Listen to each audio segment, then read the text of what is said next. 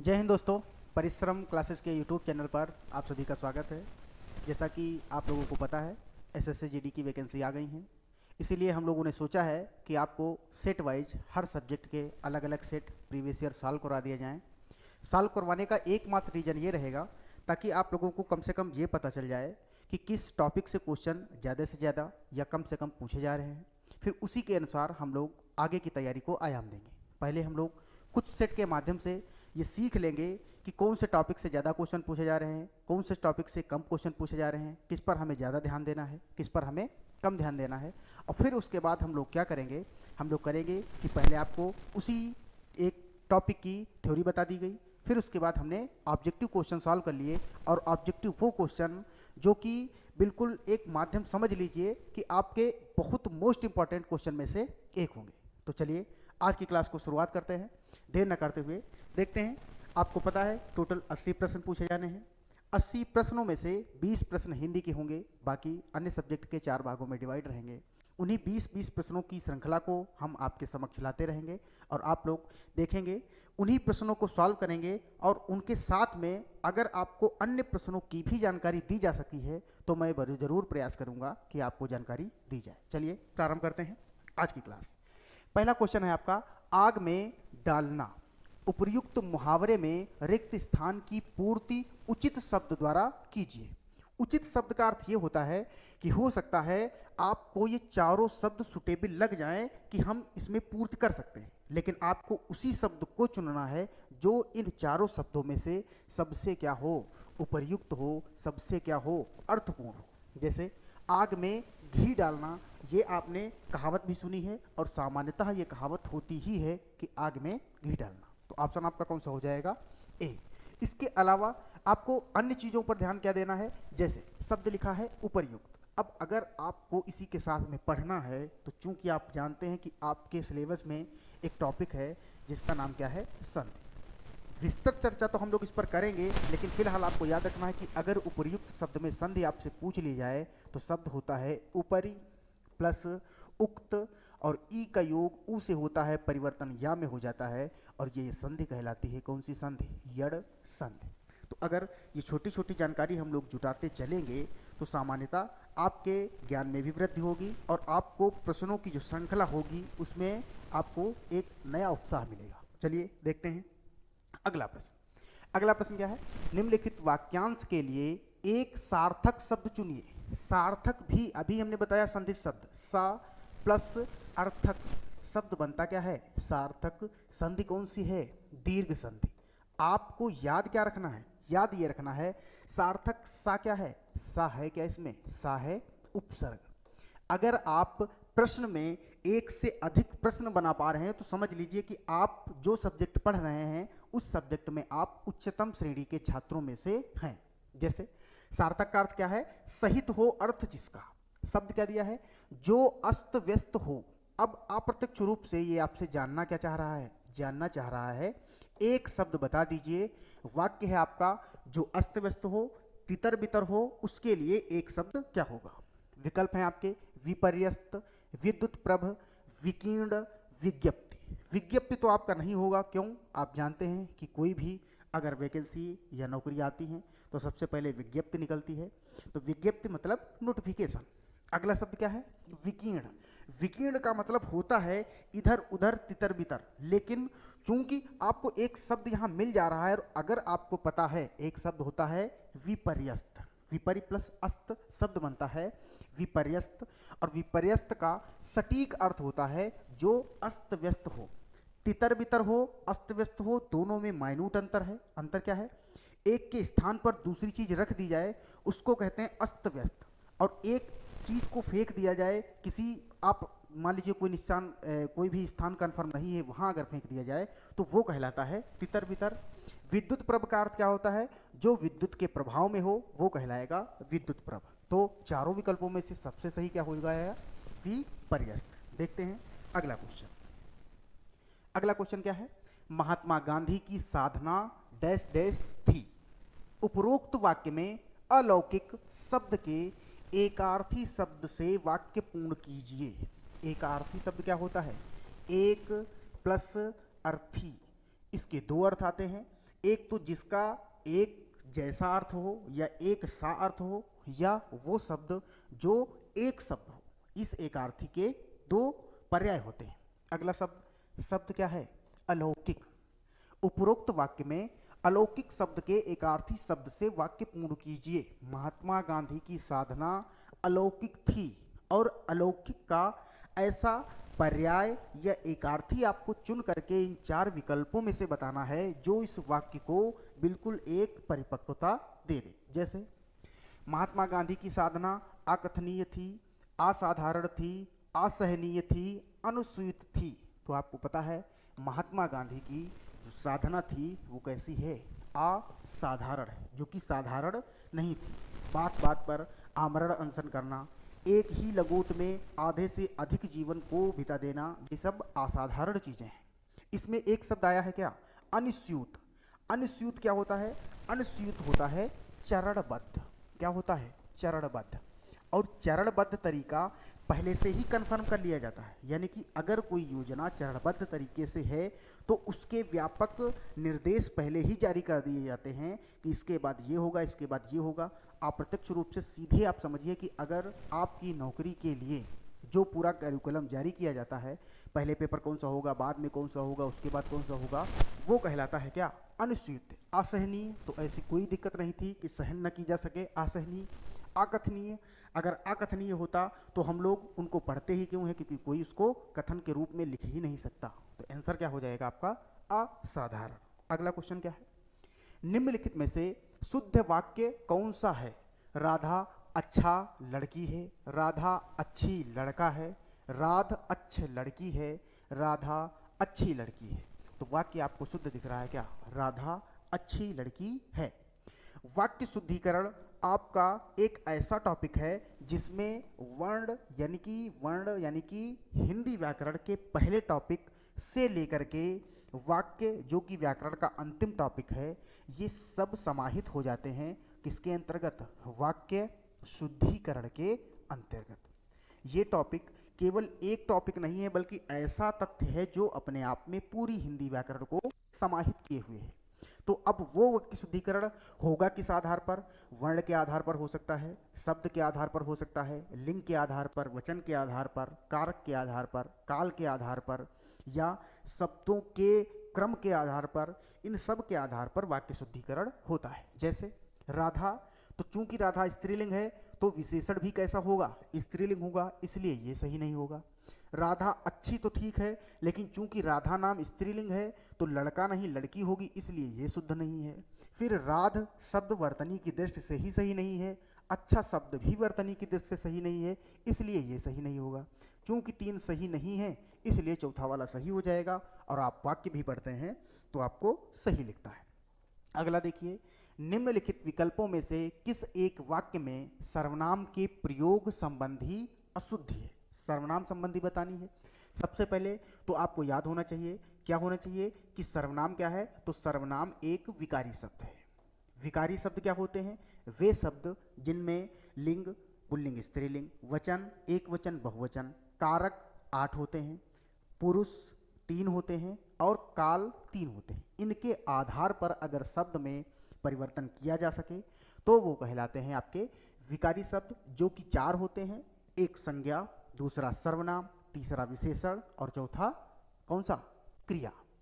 उन्हीं में से आपसे पूछा गया कि सर्वनाम के आधार पर कौन सा वाक्य अशुद्ध है। तो सबसे सर्वनाम पर चर्चा करते हैं। सबसे पहले विकारी शब्द है। विकारी शब्द 4 प्रकार के होते हैं। सर्वनाम के भेद पूछे तो सर्वनाम के भेद होते हैं कितने? 6। अगर पूछे सर्वनाम की संख्या कितनी है तो सर्वनाम की संख्या कितनी है? 11। विस्तृत चर्चा जब हम लोग टॉपिक पढ़ेंगे तब करेंगे। अब देखिए क्वेश्चन पर आते हैं। माता जी, मुझे आपकी बहुत याद आती है। उसके हाथ में जो कलम है यह मेरी है। मैंने अपना काम कर लिया। पुनीत ने महेश से कहा तुम घर चलो, मैं 2 घंटे बाद आऊँगा। अब दूसरा विकल्प जब आप देखते हैं, उसके हाथ में जो कलम है यह नहीं, इसके स्थान पर क्या होना चाहिए? वह। उसके हाथ में जो कलम है वह मेरी है। ये आपके स्थानवाचक सर्वनाम के अंतर्गत सर्वनाम का एक प्रकार है कि निकटता के लिए यह का प्रयोग और दूर के लिए वह का प्रयोग किया जाता है। जैसे अगर ये कलम है मेरे हाथ में है तो हम कहेंगे यह कलम, यही पेन अगर किसी दूसरे के हाथ में है तो हम कहेंगे वह कलम। तो आप इससे भी समझ सकते हैं कि इस वाक्य में जो यह लिखा है ये वास्तव में वह होना चाहिए, इसलिए इसमें अशुद्धि है सर्वनाम संबंधी। देखते हैं अगला क्वेश्चन। दिए गए विकल्पों में से कौन सा शब्द निम्नलिखित वाक्यों में रेखांकित शब्द का पर्यायवाची नहीं है? और रेखांकित शब्द क्या है? भारतीय जनमानस के बीच माता सरस्वती संगीत कला की जननी के रूप में पूजनीय है। मोस्ट इंपॉर्टेंट वर्तनी क्या है? पूजनीय। एक वर्तनी आती है क्या? पूज्य। दोनों ही किस शब्द से बनते हैं? मूल शब्द क्या है? पूजा। पूजा में अगर शब्द जोड़ दिया जाए प्रत्यय के रूप में अनीय तो शब्द बनता है पूजनीय। अगर सब प्रत्यय जोड़ दिया जाए या तो शब्द बनता क्या है? पूज्य। ये आपको याद रखना है। फिर चूंकि सरस्वती का पर्याय आपको चुनना है तो हंसवाहिनी होता है, विमला होता है, शारदा भी होता है। एक शब्द है सहचरी जो कि इसका पर्याय नहीं है, इसीलिए ये का आंसर हो जाएगा, क्योंकि पूछा है भारतीय जनमानस के बीच सरस्वती रेखांकित शब्द का पर्यायवाची नहीं है, ये आपसे पूछा है। इसलिए सहचरी होता क्या है? सहचरी होता है साथ साथ चरण करने वाली, और साथ साथ चरण करने वाली होती क्या है? वो होती है भार्या। क्या होती है? भार्या अर्थात पत्नी। तो सहचरी किसका पर्याय हो जाएगा? पत्नी का। देखते हैं अगला क्वेश्चन। कैंसर रोग बड़ा है, इस वाक्य में रिक्त स्थान की पूर्ति शब्द द्वारा कीजिए, और शब्द कैसा होना चाहिए? शुद्ध। एक तो इसमें दो क्वेश्चन है, एक तो इन चारों में से आपको शुद्ध वाक्य चुनना है यानी कि वाक्य शुद्धिकरण हो गया। दूसरा आपको एक तो शब्द चुनना है यानी कि पूर्ति भी करनी है, तो पूर्ति भी करनी है और शुद्ध वाक्य की पूर्ति करनी है। एक प्रश्न में दो प्रश्न है, उत्तर आपका क्या होगा? दुसाध्य, दुर्साध्य, दुसाध्य, दुःसाध्य। तो आंसर आपका हो जाएगा दुःसाध्य। और इसी की एक वर्तनी क्या होती है? वर्तनी होती है दुर्साध्य। क्या होती है? दुर्साध्य। तो दुह प्लस साध्य विसर्ग संधि का उदाहरण है, दुःसाध्य बनेगा। तो यहाँ क्या हो जाएगा? यहाँ हो जाएगा दुःसाध्य। क्या हो जाएगा? दुःसाध्य। देखते हैं अगला प्रश्न। निम्न वाक्यांश के लिए उपयुक्त एक शब्द का चयन विकल्पों में से कीजिए जो युद्ध में स्थिर रहता हो। बहुत इंपॉर्टेंट क्वेश्चन है और इसीलिए ये महत्वपूर्ण है और पता भी सबको है। शब्द क्या है? युधिष्ठिर।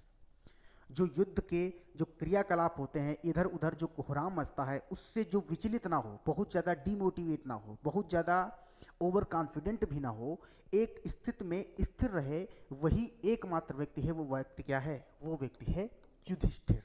अगले शब्द देखते हैं। योजक जानते हैं, ये एक चिन्ह होता है जिसका नाम क्या है?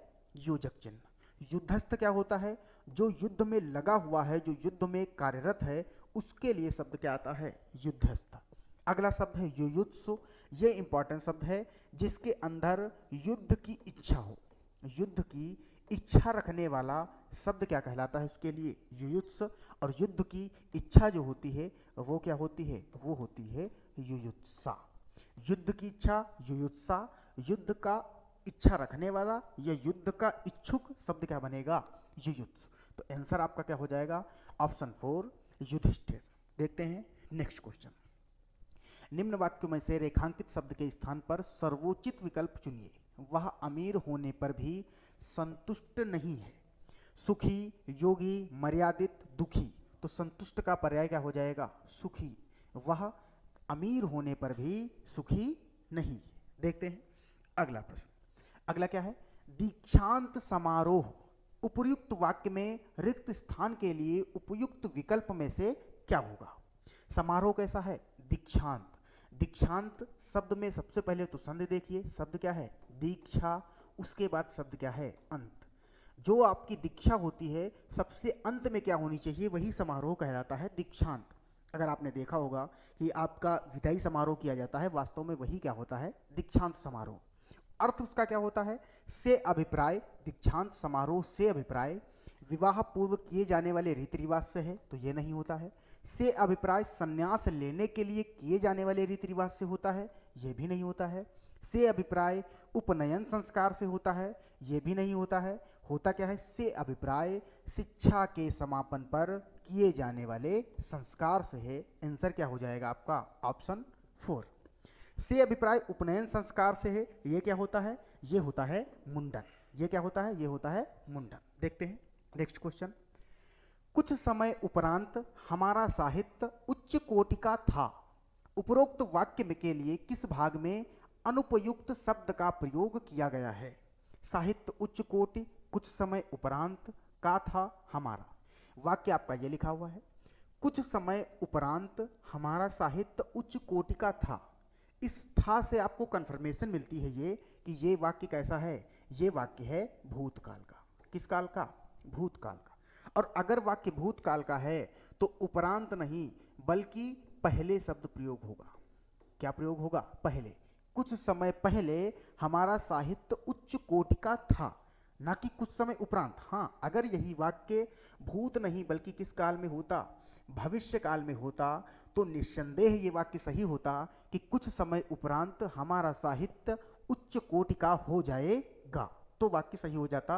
आंसर क्या हो जाएगा? कहाँ अशुद्धि है? उपरांत वाले में। आंसर आपका क्या हो जाएगा? दूसरा। देखते हैं नेक्स्ट क्वेश्चन। अनु बहुत सुंदर लड़की है। उपरोक्त वाक्य में रेखांकित शब्द क्या है? रेखांकित शब्द क्या है? बहुत। बहुत के बाद में क्या आया है? सुंदर। सुंदर के बाद में क्या आया है? लड़की। और लड़की है कौन? अनु। जो ये लड़की शब्द है ये वास्तव में क्या है? संज्ञा। और अभी हमने आपको बताया था कि संज्ञा क्या होते हैं? विकारी शब्द। फिर संज्ञा के मुख्यतः भेद कितने होते हैं? 3। संज्ञा के हिंदी में प्रकार कितने होते हैं? 5। ये सामान्य जानकारी। उसके बाद संज्ञा या सर्वनाम की विशेषता के लिए उससे पहले या उसके बाद में जो शब्द प्रयोग किए जाते हैं वो क्या कहलाते हैं? वो कहलाते हैं विशेषण। क्या कहलाते हैं? विशेषण। तो इस वाक्य में अगर कहें विशेषण क्या है तो विशेषण हो जाएगा आपका सुंदर। क्या हो जाएगा? सुंदर। लेकिन प्रश्न ने आपसे सुंदर तो पूछा ही नहीं, उसने पूछा है जो सुंदर से पहले भी लिखा है और वो शब्द क्या है? बहुत। पूछ रहा है कि बहुत क्या है। तो अब जब आप विशेषण पढ़ते हैं तो उसी में आपको बताया जाता है कि संज्ञा या सर्वनाम की विशेषता अगर बताए कोई शब्द तो वो विशेषण। और कुछ शब्द ऐसे भी होते हैं जो विशेषण की भी विशेषता बता देते हैं, जो विशेषण की भी विशेषता बता देते हैं और उनको नाम दिया जाता है प्रविशेषण। नाम क्या दिया जाता है? प्रविशेषण। तो चूंकि सुंदर विशेषण है, इसकी विशेषता बहुत बता रहा है, तो बहुत क्या हो जाएगा? बहुत हो जाएगा प्रविशेषण। आपको कमेंट में बताना है विशेषण के प्रकार कितने होते हैं। देखते हैं नेक्स्ट क्वेश्चन। अगला है, निम्नलिखित शब्द में सही पर्यायवाची शब्द का चयन विकल्पों में से कीजिए। और शब्द क्या है? बिजली, पद्मा, यामा, दामिनी, अर्कजा। तो बिजली का पर्याय अगर आपको याद है तो क्या हो जाएगा? दामिनी। दामिनी क्या होता है? बिजली का पर्याय। पद्मा किसका होता है? लक्ष्मी का। किसका होता है? लक्ष्मी का। यामा किसका होता है? यामा होता है रात्रि का। अर्कजा किसका होता है? अर्कजा, अर्क प्लस जा, और अर्क का अर्थ क्या है? आग। और आग से आशय इसका किससे है? सूर्य से। और सूर्य प्लस जा यानी कि जो सूर्य से जन्मी हो, अर्थात सूर्य पुत्री, जिसको नदी के रूप में प्रयोग किया जाता है। शब्द क्या होता है? यमुना। अर्कजा किसका पर्यायवाची होता है? यमुना का। तो बाकी 3 अलग अलग पर्यायवाची हैं। बिजली का पर्यायवाची क्या होता है? दामिनी। और एक इसका प्रयुक्त होता है चंचला। क्या प्रयोग होता है? चंचला। ये भी बिजली का पर्यायवाची है। देखते हैं नेक्स्ट क्वेश्चन। निम्नलिखित में से माता का समानार्थी शब्द नहीं है। जननी, वामा, अम्बा, मैया। जननी पता है आपको, माता का होता है। अम्बा भी किसका होता है? माता का होता है। और मैया तो होता ही होता है। वामा किसका होता है? तो वामा होता है पर्यायवाची स्त्री का। अब वो अलग चीज है कि स्त्री ही जननी होती है, लेकिन चूंकि वामा प्रयोग किसके लिए किया जाता है? स्त्री के लिए। तो चूंकि आपसे पूछा है माता का समानार्थी शब्द नहीं है, तो इसलिए आंसर आपका क्या हो जाएगा? आंसर हो जाएगा आपका वामा। आंसर क्या हो जाएगा? आंसर हो जाएगा आपका वामा। देखते हैं नेक्स्ट क्वेश्चन। निम्नलिखित मुहावरे के लिए उपयुक्त सार्थक शब्द क्या होगा? आसमान पर चढ़ना। आसमान पर थूकना या आसमान पर चढ़ना लगभग एक जैसे हैं। आसमान पर चढ़ना, बहुत नाराज होना नहीं होगा। अभिमान होना, डर लगना, उड़ते रहना। तो आसमान पर चढ़ना का अर्थ है अभिमान होना, डर लगना, उड़ते रहना। तो हाँ, आसमान पर चढ़ना का अर्थ ये हो सकता है क्या? उड़ते रहना। आसमान पर चढ़ने जैसा सोचना का अर्थ घमंड से अगर होगा तो वो हो सकता था क्या, अभिमान होना, तो वो लगभग था, लेकिन सही उत्तर आपका क्या हो जाएगा, उड़ते रहना, यानी कि आसमान में रहना। देखते हैं अगला क्वेश्चन। अगला क्वेश्चन चूंकि आपका क्या है, एक आप जानते हैं पैराग्राफ होगा, उस पैराग्राफ में आपको कई जगह रिक्त स्थान दिखेंगे, वहां आपको प्रपूर्ति करनी है। पढ़ते हैं। निम्नलिखित गद्यांश में कुछ शब्द हटा दिए गए हैं, दिए गए विकल्पों की सहायता से रिक्त स्थानों की पूर्ति कीजिए। शब्द लिखा है विद्याभ्यास, और ये शब्द बना है विद्या, और दूसरा शब्द क्या होता है, अभ्यास। वाक्य आपका क्या बनेगा, विद्या अभ्यास से, और फिर एक नंबर की पूर्ति के लिए आपके सामने विकल्प दिए गए हैं, दूर, प्राप्त, समझ, सफल। तो विद्या अभ्यास से क्या होती है, प्राप्त होती है। विद्या अभ्यास से प्राप्त होती है, तो विकल्प आपका सही कौन सा हो जाएगा, दूसरा वाला सही हो जाएगा। ये आपको याद रखना है। आगे के वाक्य आपको पढ़ना है, जो प्रपूर्ति करेंगे उसको मिला करके ही पढ़ना है। अब आपको अगले क्वेश्चन में क्या पढ़ना है, विद्या अभ्यास से प्राप्त होती है, जन्म से ही कोई व्यक्ति किसी काम में हार, उत्पन्न, धैर्य, पारंगत। तो चूंकि निपुण शब्द आ रहा है भाव में, तो निपुण का समानार्थी क्या हो जाएगा, पारंगत। तो वाक्य बनेगा विद्याभ्यास से प्राप्त होती है, जन्म से ही कोई व्यक्ति किसी काम में पारंगत नहीं होता। अभ्यास, देखते हैं नेक्स्ट क्वेश्चन। अभ्यास के द्वारा जड़ बुद्धि वाले व्यक्ति सुजान, अर्थात सुजान का अर्थ क्या है, कमजोर, बुद्धिमान, बुद्धि, अभ्यास, तो क्या हो जाएगा, बुद्धिमान, अर्थात ऑप्शन 2, और अधिक बुद्धिमान, यही नहीं, यहाँ जड़ बुद्धि वाले व्यक्ति सुजान अर्थात बुद्धिमान बन जाते हैं, यहाँ क्या आ जाएगा, बुद्धिमान।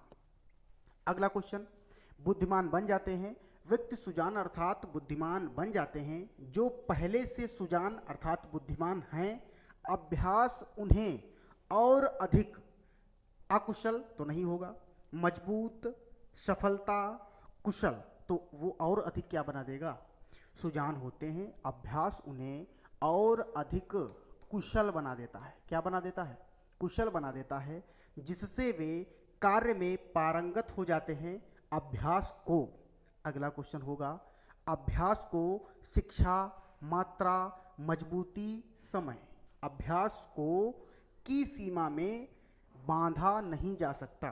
किसकी सीमा में नहीं बांधा जा सकता, तो आंसर आपका हो जाएगा समय में। अभ्यास को समय की सीमा में बांधा नहीं जा सकता, तो यहाँ आंसर आपका क्या हो जाएगा, समय। पूरा पैराग्राफ आपका क्या बनेगा, विद्या अभ्यास से प्राप्त होती है, जन्म से ही कोई व्यक्ति किसी काम में पारंगत नहीं होता, अभ्यास के द्वारा जड़ बुद्धि वाले व्यक्ति सुजान अर्थात क्या, कुशल नहीं, यहाँ था आपका शिक्षित बन जाते हैं, जो पहले से सुजान होते हैं। यहाँ शब्द था बुद्धिमान, शब्द क्या था, बुद्धिमान, जो पहले से बुद्धिमान होते हैं। अभ्यास उन्हें और अधिक कुशल बना देता है, जिससे वे कार्य में पारंगत हो जाते हैं। अभ्यास को समय की सीमा में नहीं बांधा जा सकता। ये आपके टोटल 20 क्वेश्चन थे, जिससे आपको पता लग गया होगा कि आपके में किस लेवल के क्वेश्चन पूछे जाने हैं, और आपको उन क्वेश्चनों को अगर सॉल्व भी करना है, प्रीवियस ईयर सॉल्व करना है, तो कैसे करना है। आज की क्लास को यहीं पर समाप्त करते हैं। धन्यवाद, जय हिंद।